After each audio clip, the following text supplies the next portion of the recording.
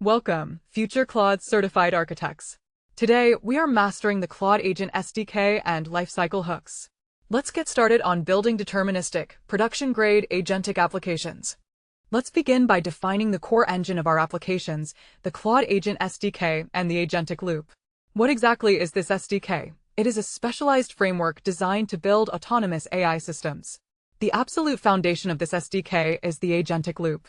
This loop is what elevates Claude from a standard chatbot into a proactive agent capable of solving complex, multi-step problems.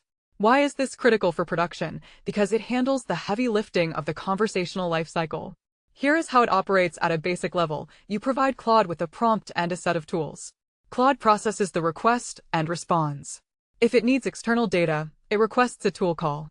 A deep dive into this mechanism reveals that the SDK automatically appends these tool results back into the conversation history. Claude then evaluates this updated context to decide its next move. This iterative cycle of observing, acting, and verifying is the heartbeat of agentic architecture. Look at this state diagram to visualize the agentic loop. It starts with the user prompt. Claude evaluates the request. If action is needed, the system transitions to request tool call, then executes the tool. Crucially, notice the loop from append result back to Claude evaluates. This is the iterative heartbeat.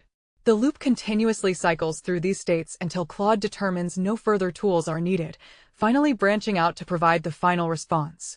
Now, let's dive into how we actually control this loop programmatically. The most important field in the Agent SDK control flow is the stop reason. What is this? It's a deterministic API flag that tells you exactly why Claude stopped generating text. The basics are simple. If it equals tool use, Claude wants to trigger a function. If it equals end turn, the task is complete. Why do we rely on this? Because one of the biggest exam anti-patterns is parsing natural language to end a loop. If you write code that checks if Claude says task complete, your loop will eventually break because LLM text generation is probabilistic. How do we do it correctly? Look at the sample code. We use a while loop that explicitly checks stop reason. If it's end turn, we break. If it's tool use, we execute and continue. For a deep dive, remember that setting an arbitrary cap, like stopping after 5 loops, is also an anti-pattern. Always let stop reason govern your application's flow. This flowchart maps out the correct control logic for your agentic loop. When you receive the API response, you hit the central decision node, check stop reason. The green paths show the correct behavior, looping back on tool use or breaking on end turn. Take special note of the red dashed line at the bottom. This represents the anti-pattern of parsing text for keywords like done. Avoiding this trap is essential for passing your certification. Moving on to Domain 1.3, hooks and programmatic enforcement. What are lifecycle hooks? They are pieces of your own Python code that intercept the agent's execution process before or after a tool runs. The basics involve registering these hooks within the Agent SDK to observe or modify data in flight. Why are hooks so crucial for enterprise architectures? This is a heavily tested concept. System prompts are probabilistic, meaning the model might ignore them. If you write never do X in a prompt, there is a non-zero failure rate. Hooks, however, are deterministic code. They run 100% of the time. How do we implement them? By defining functions and attaching them to specific lifecycle events like pre-tool use or post-tool use. For our deep dive, memorize this rule. Use prompts for soft preferences like tone or style, but always use programmatic hooks for enforcing critical business rules, security guardrails, and compliance limits. This diagram contrasts the two methods of guiding an agent. On the top, we have the probabilistic approach using system prompts.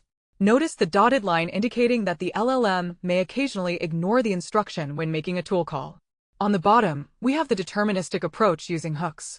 The tool request hits your hard-coded Python logic, resulting in a 100% guaranteed enforcement of your rules, whether that means allowing the action or completely blocking it.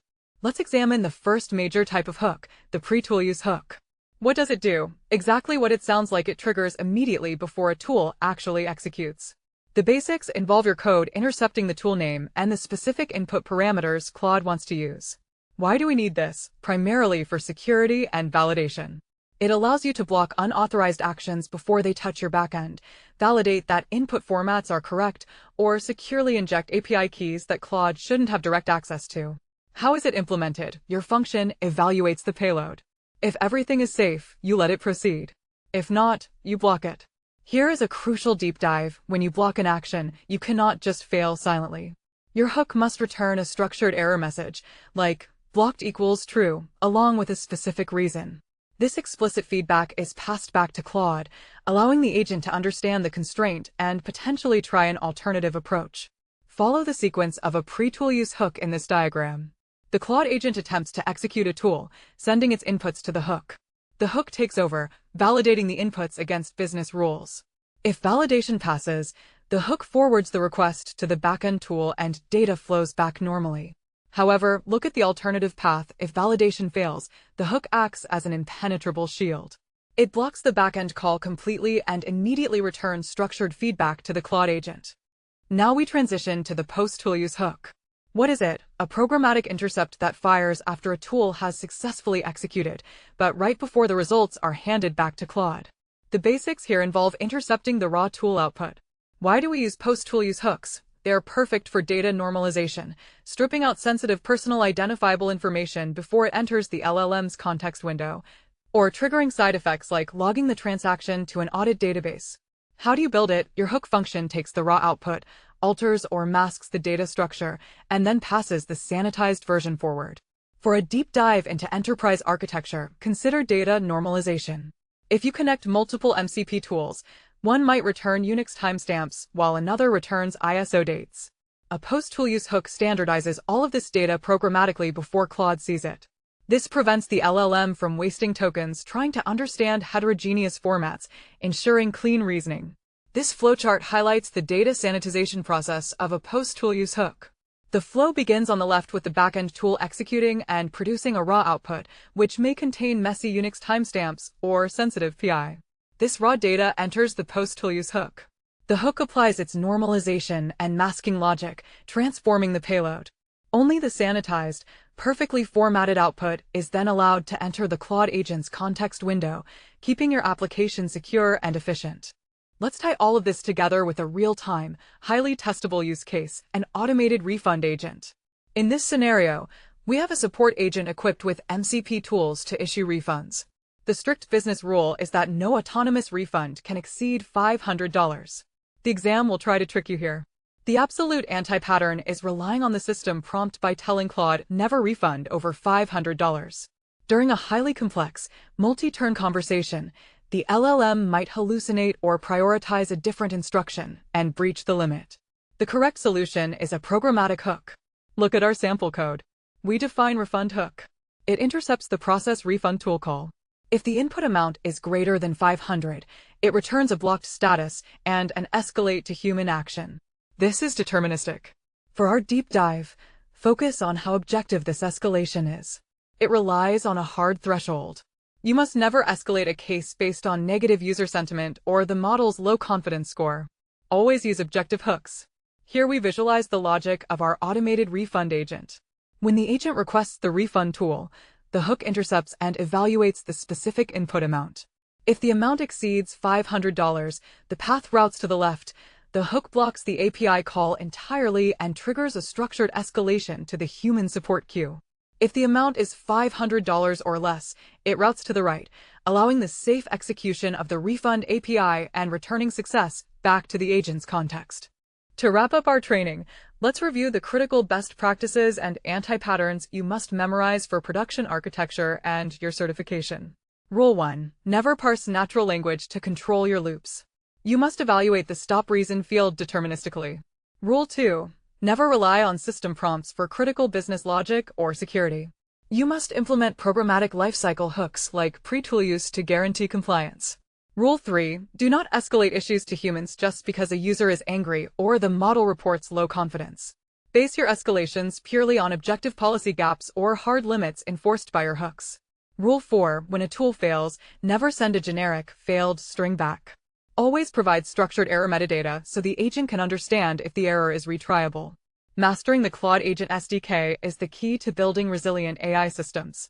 I invite learners to like, subscribe, and visit quicktechie.com for premium certification prep, including Q&A banks, full ebooks, audiobooks, full-length training, and interview guides. Thank you for joining. This mind map serves as your ultimate study cheat sheet for the Agent SDK. Starting from the root, we branch into our four core pillars: loop control dictating the strict use of stop reason, enforcement prioritizing hooks over prompts, escalation relying on objective limits rather than sentiment, and errors demanding structured metadata instead of generic failure messages. Keep this framework in mind as you architect your solutions.